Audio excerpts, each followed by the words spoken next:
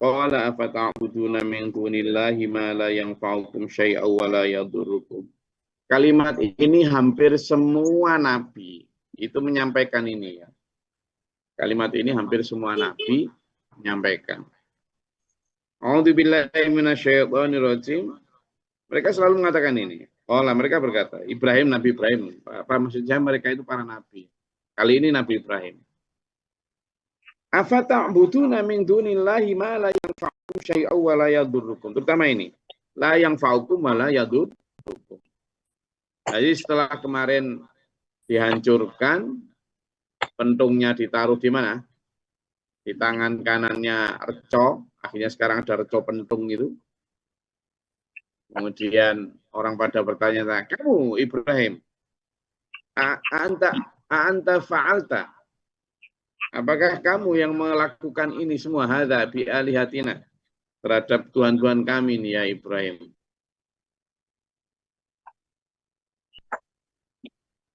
Kok ngomong saya itu qala, Nabi Ibrahim jawab.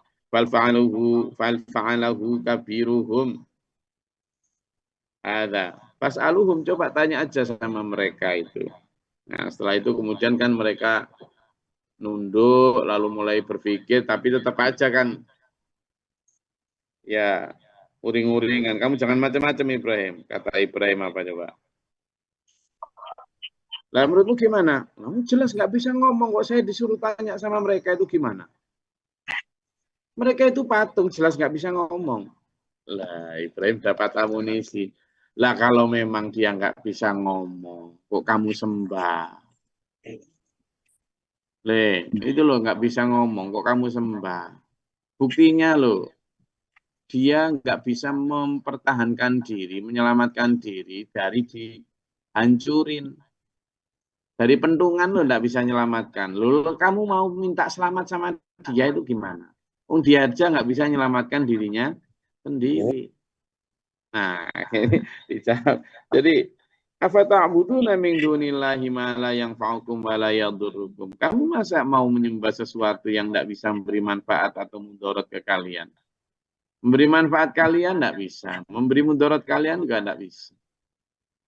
Dia menahan diri atau menyelamatkan dirinya dari kecelakaan saja tidak bisa kok, gitu kan?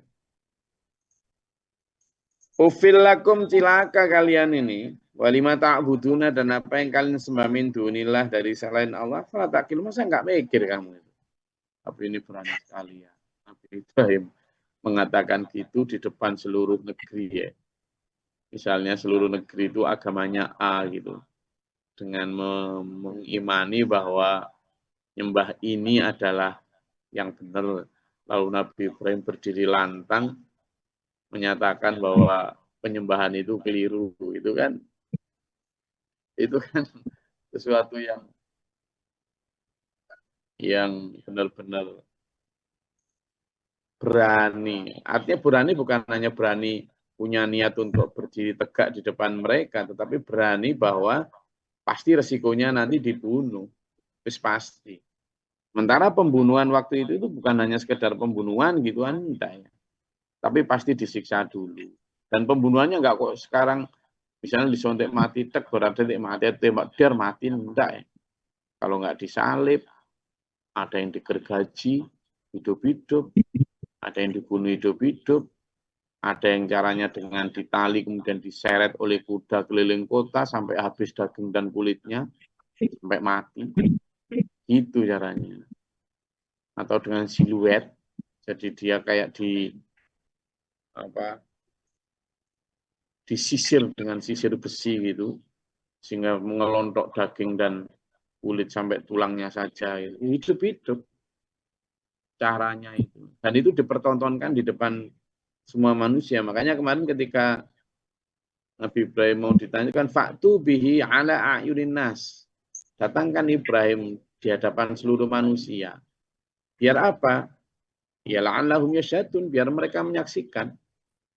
Dan akhirnya nanti kemudian juga begitu. Betul itu. Begitu Nabi Ibrahim menyampaikan logika yang mereka tidak bisa bantah. Kan nggak bisa bantah mereka. Lah iya. Wong patung yang jelas tidak bisa memberi manfaat, tidak bisa mundorot ke kamu. Kok kamu sembah? Gimana? Kamu itu nggak berakal. Jadi sebenarnya apa takilu itu artinya apa? Kamu nggak berakal lah gitu. Lah orang saat itu kan jelas ya ada tokoh agama juga loh. Ada ulamanya mereka juga loh. Terus diakal-akalkan gitu kan ya. Kamu nggak punya akal kan? Kayak gitu ya. Apa nggak marah dia? Maka mereka berkata hariquhu, wes sekarang bakar saja Ibrahim. Siapa mereka yang ngomong gitu? Termasuk bapaknya. Bapaknya.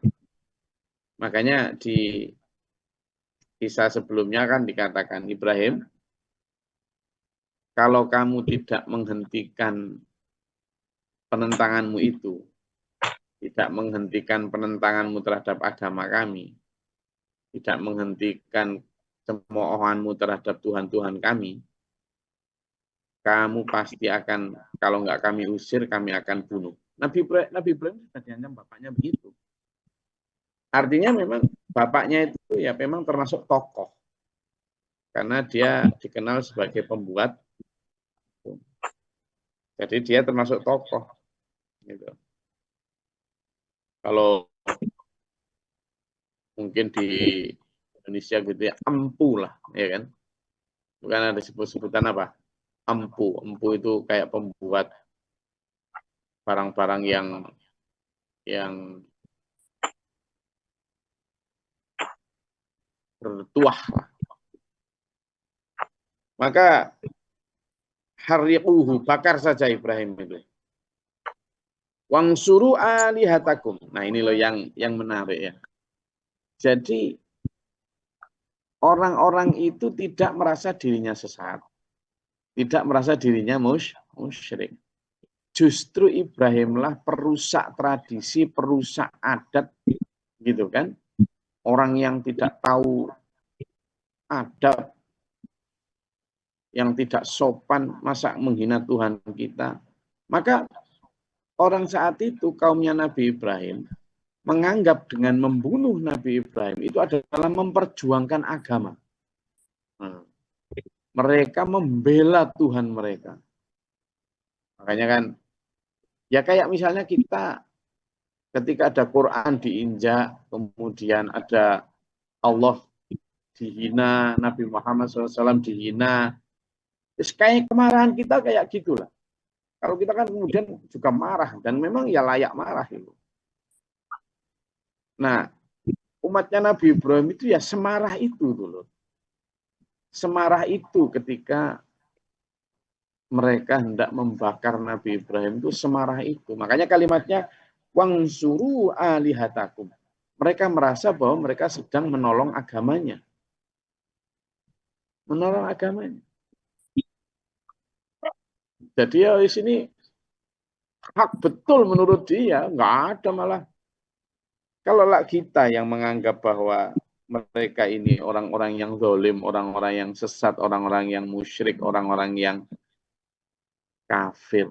Tapi justru di mata mereka, Nabi Ibrahimlah yang sesat, yang zalim, yang musyrik, yang kafir. Begitu sudut pandang yang berbeda itu. Maka kalimatnya wangsuru alihatakum in kuntum fa'ilin. Tolonglah Tuhan-Tuhan kalian. Kalau memang kalian itu orang-orang yang tidak berbuat menolong agama Allah, agama kalian. Wes, akhirnya benar. Nabi Ibrahim diikat, lalu semua orang mengumpulkan kayu bakar, lalu di tengah-tengah alun-alun kota diumumkan hari pembakaran. Nabi Ibrahim ditaruh di tengah dan disampaikan kepada mereka semua, kenapa Ibrahim dibeginikan? Karena merusak tradisi, karena tidak menghargai kearifan lokal. Kan gitu kan? Karena menentang adat istiadat nenek moyang. Orang-orang kayak gini nih intoleran, radikal. Harus apa? Dibunuh. Kayak ditaruh di tengah tuh. Semua orang hampir saat itu ya bersorak-sorai rasakan. memang orang kayak gitu harus dimusnahkan. Jadi grup-grup WhatsApp, grup Instagram saat itu viral. Semuanya mencaci maki Nabi Ibrahim. Ya kan? Semuanya. Wis, seluruh organisasi masyarakat saat itu, ormas-ormas, lembaga-lembaga swadaya masyarakat semuanya, instansi pemerintah saat itu, semuanya menghujat siapa? Nabi Ibrahim. Ya kan? Lembaga penegak hukum saat itu semuanya. Iya, bahkan MUI-nya saat itu semuanya lah, tidak ada yang nggak menghina dan mencaci Nabi. Semuanya sepakat seluruh negeri untuk siapa? Memusnahkan Ibrahim.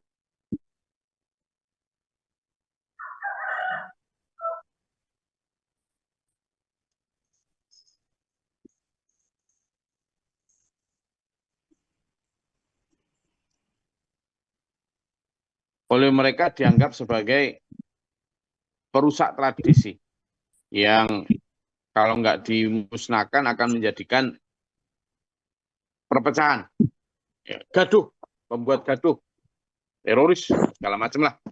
Itu diterapkan semua. Sehingga opini yang terbentuk di masyarakat, ya memang Nabi Ibrahim itu harus dilenyapkan. Opini yang dibentuk kan gitu memang. Teroris, radikal, intoleran, sesat, semacam-macam. Maka ketika kemudian hari H itu dibakar betul, semua orang menyalahkan Nabi Ibrahim, kecuali mungkin sedikit dari pengikut dan orang yang beriman ya. Karena waktu itu Nabi Ibrahim belum punya banyak pengikut loh, masih remaja kok. Ini peristiwa sebelum sebelum beliau berkeluarga, ini masih remaja. Makanya kemarin di ayat sebelumnya kan disebutkan mereka mengatakan, aku mendengar ada seorang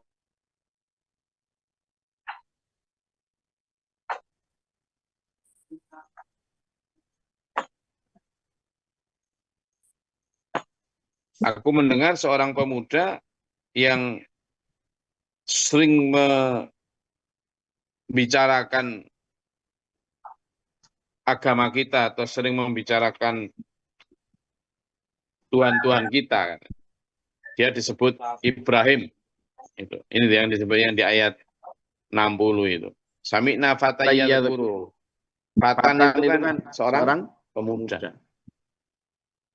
Jadi waktu itu memang belum banyak pengikut. Begitu dikumpulkan di depan masyarakat, sendirian Nabi Ibrahim, bahkan keluarganya, ini bapaknya tidak mendukung, ya sudah. Ini namanya single fighter ini. Jadi lone fighter, lone warrior. Ketika nyala api sudah dinyalakan, Nabi Ibrahim, nah ini lelah. Jadi Nabi Ibrahim waktu itu ya pasrah toh. Tidak ada kok Nabi Ibrahim kemudian diberitahu Allah, gak apa-apa Ibrahim, kamu dibakar nanti apinya nggak mempan. Nggak ada gitu. Nabi Ibrahim juga nggak diajarin oleh Allah ilmu kebal, nggak mempan di apa? Bakar nggak ada. Jadi waktu itu Nabi Ibrahim benar-benar sudah pasrah bahwa beliau akan wafat. Sudah. Dan beliau juga sudah tahu bahwa akan panas, wafat dalam keadaan dibakar panas begitu. Nggak ada kok kemudian beliau tenang karena sudah pasti nanti nggak mempan. Nggak ada gitu.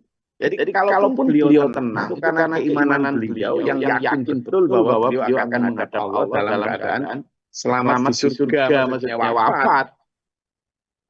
Gitu. Jadi beliau juga sudah yakin betul bahwa beliau akan wafat. Sama ketika Nabi Ibrahim diperintah untuk menyembelih putranya, itu kan juga tidak diberitahu bahwa nanti akan ada pengganti domba. Nah, saat beliau dibakar ini juga sama. Beliau tidak diberitahu bahwa nanti apinya itu akan dingin. Jadi memang sudah siap mati, siap menjadi syahid demi menegakkan tauhid. Baru kemudian api mulai menjalar, mulai dari pinggir, kemudian sudah menyala berkobar-kobar, lalu Allah secara rahasia tanpa memberitahu Nabi Ibrahim berfirman, qalu kulna, kami berfirman. Kepada siapa? Kepada api. Memang api kan makhluknya Allah ya. Ya nar, wahai api, kata Allah. Kuni bardan, jadilah kamu dingin.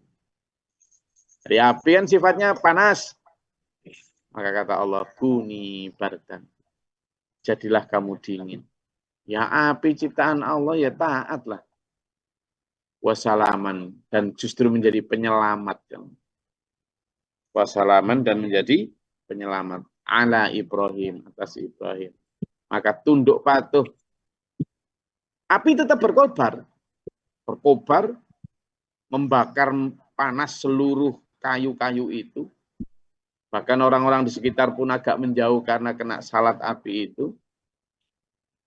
Nabi Ibrahim di dalam juga udah nggak kelihatan, sudah campur bersama apa? Sudah ketika api mulai berkobar habis-habisan, kelihatan orang sudah mulai bersorak, Ibrahim mati. Sudah selesai masalah kita. Si radikal sudah dimusnahkan, si intoleran sudah hilang, pemecah belah sudah tidak ada, membuat gaduh sudah runtuh, sudah selesai. Api berkobar makin besar, sudah pasti mati. Begitu mulai api kan orang-orang sudah mulai meninggalkan tempat. Tapi sebagian orang masih di situ untuk memastikan bahwa memang mati. Nah, ketika api mulai mengecil, ternyata mulai samar-samar kelihatan bayangan orang. Dipikir awalnya itu sisa kayu.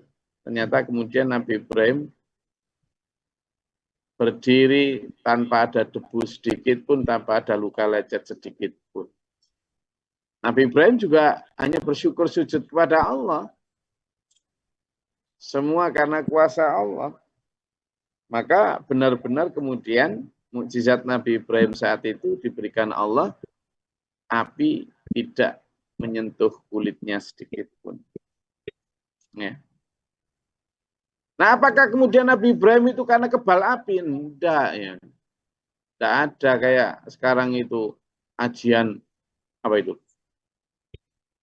Ora tedas tapak palune grendo. Ya, ora tedas tapak palune grendo. Diobong gak teles. Dicop gak kobong. Saya begitu. Jadi saya sakti seperti itu. Apa?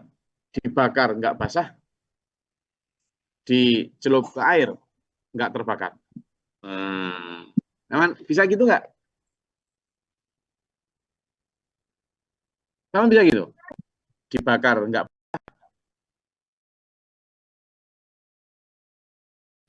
air, balik nggak terbakar. Balik no? Bisa. Dibakar. Lah, saya begitu aja. Kesaktian tuh. Jadi kalau dibakar nggak basah. Kalau dicelup air nggak terbakar. Ayo. Nah, itu manusia biasa, Pak. Ya kok bingung kenapa, Pak? Itu manusia biasa begitu. Mana ada orang yang dibakar nggak terbakar? Dibakar ya terbakar. Dicelup ya basah. Katanya orang sakti. Dicop gak teles. Dibong orang kobong. Waduh. Gimana, Mas? Gimana, Pak? Sate Padang itu. Nah, iya, sate Padang. Jadi kalau gaya-gayaan sakti gitu. Aku loh dibong ora teles. Dicop ora kobong. Kayak sakti padahal yang uniku manusia kayak gitu. Itu. Jadi ini yang harus kita pelajari bahwa Nabi Ibrahim bukan kok sok-sokan sakti. Semua itu seperti yang kemarin kita pelajari tentang Nabi Musa dan semuanya juga adalah karena kehendak Allah semua mukjizat itu, bukan kok karena manusia bisa begitu, enggak ya. Waradu bihi kaitan faja'alnahumul akhsarin. Mereka ingin berbuat jelek kepada Nabi Ibrahim, tapi justru mereka yang dibuat Allah menjadi orang yang paling merugi. Wa najayna wa lutan ilal ardil lati barakna fiha lil alamin. dan kami selamatkan Ibrahim dan Lut dalam kisah yang berbeda ke negeri yang kami barokahi dan menjadi berkah untuk orang seluruh alam. Wa wahabna lahu Ishaq wa Yaqub nafilatan. Lalu kemudian kami anugerahi Nabi Ibrahim itu dengan Ishak dan Yakub. Siapa Ishak dan Yakub? Nabi Ishak adalah saudaranya Nabi Ismail. Dari Nabi Ishak lah kemudian sampai ke bawah, sampai turun generasi ke Nabi Yakub, di mana Nabi Yakub inilah yang kemudian disebut juga sebagai Nabi Israel. Dari Nabi Israel ini, Nabi Yakub ini kemudian turun 12 suku Israel, di mana sebagian besar Nabi juga dilahirkan untuk orang-orang Israel. Lah kenapa? Ya karena orang Israel memang harus dibimbing lebih banyak karena memang sifatnya yang begitu itu. Nah, jadi kenapa ini disebut Ishak dan Yakub? Karena dari mereka kebanyakan keturunan Nabi Rasul yang diutus oleh Allah. Nafilatan sebagai satu anugerah. Wa kullan ja'alna, dan masing-masing itu kami jadikan sholihin sebagai orang-orang yang soleh. Itu yang tadi saya sebut sebagai para nabi dan para rasul. Termasuk Nabi Yusuf dan seterusnya. Saya rasa itu. Monggo, kalau ada yang mau ditanyakan atau dinyatakan dielaborasi, silakan.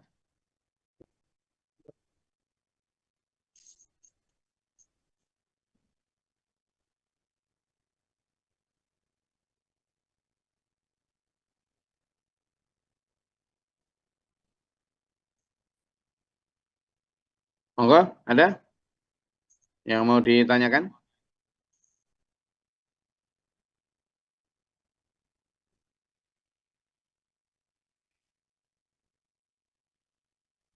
Izin, Gus. Silakan, Mbak Dian. Negeri ini di mana nih, Gus? Negeri Syam kah? Nah, saya di Bali, sekarang masjidnya udah negeri yang disebutkan ini negerinya. Oh, saya. Saya tahu, ada di Bali. Gus lagi di sana. Saya kan udah datang. Negeri yang dimaksud Nabi Ibrahim? Iya. Dengan Nabi Lut. Palestina, ya. Palestina, ya. Di kejadian ini, kalau dulu masuk negeri Syam, ya. Negeri Syam. Jadi negeri Syam itu terdiri, kalau sekarang itu terpecah menjadi Palestina, Lebanon, Syria, Irak, sebagian Irak itu ya, kemudian Jordan. Itu masuk negeri Syam. Jadi kalau dulu Nabi Muhammad SAW dan Ibu Khadijah sebagai bisnismen eksportir, importir itu ya dari negeri Mekah sana sampai ke negeri Syam itu ya melintasi Palestina, Irak, sampai Lebanon, Jordan, sampai Syria itu. Tuh. Kalau Mesir sudah masuk Afrika ya, enggak beda. Tapi memang ya berbatasan, makanya dulu Nabi Musa itu kan sampai ke Mesir sana, tapi kemudian lanjut larinya itu ke arah Palestina itu. Jadi Nabi Ibrahim memang dikisahkan itu di tanah Palestina.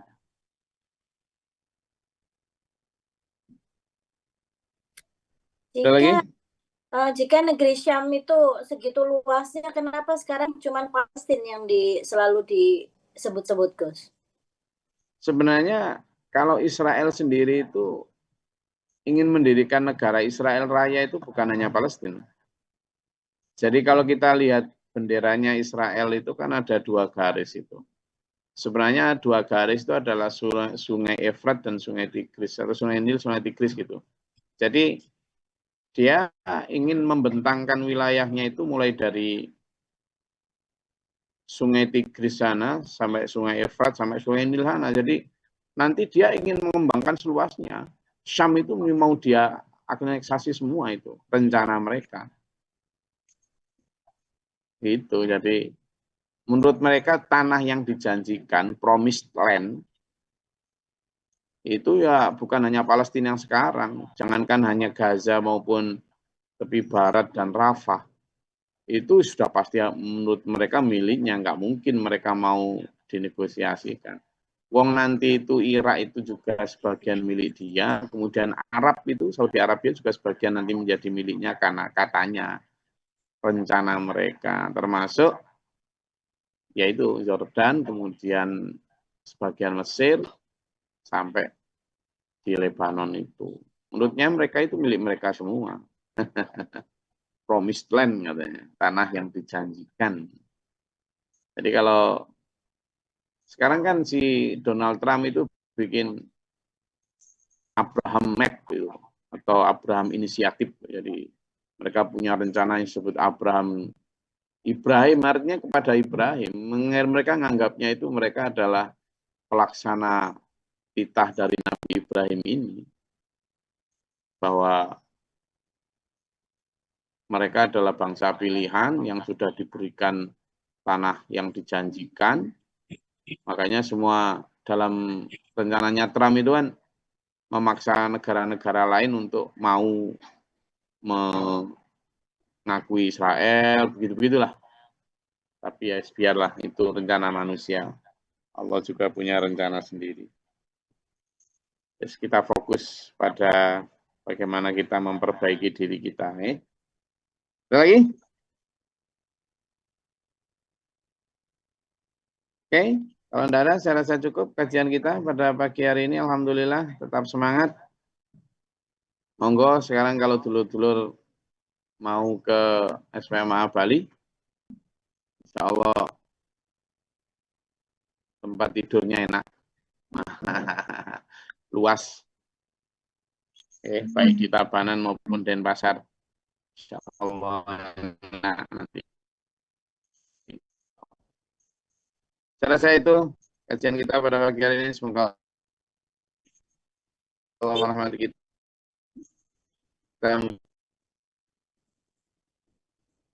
Kita dalam surga bitmafil mu'minun wa ta'ala itu astaghfirullah wa atubu ilaika. Assalamualaikum. Allahumma da'ana al-bala Rabbana najina ulina sabina minal qawmi zalimin Rabbana la taj'alna fi qawmi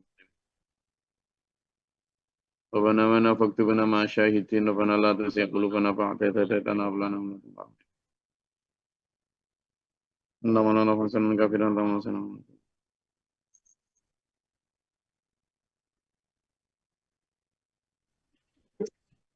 Rabbi a'udzu bika min hamazati syaitan wa a'udzu bika rabbi yahdurun. Allahumma ta'ala wa rahmatika Allahumma zilna rahmatan. Allahumma afri lana sabra sabiti mana nafasana. Wa fadri samawati. Alimul ghaibi wasyahada. A'udzu billahi min syaitanir rajim wa darki syaqawasil wada syamatatil a'da Allahumma salli ala Rabbana hab lana min azwajina dhurriyyatina qurrata a'yun waj'alna lil muttaqina imama. Rabbana atina fid dunya hasanah wa fil akhirati hasanah wa qina adzabannar. Wa narabbika rabbil izzati amma yasifun salamun alal rabbil alamin. Assalamualaikum warahmatullahi wabarakatuh. Waalaikumsalam. Thank you, Coach. Allahumma arhamna bil Qur'an